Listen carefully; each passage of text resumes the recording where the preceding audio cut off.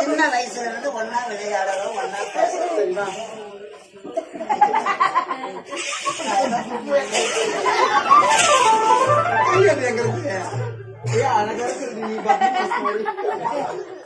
அம்மா இன்னும் எருப்புதான் போகுது.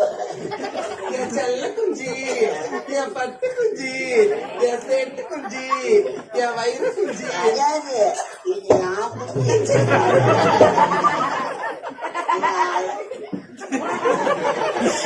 இவ்வளவு அழகா பேசுறியே.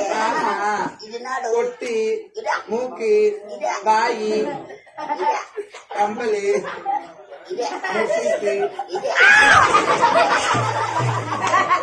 தாங்க முடித்தானா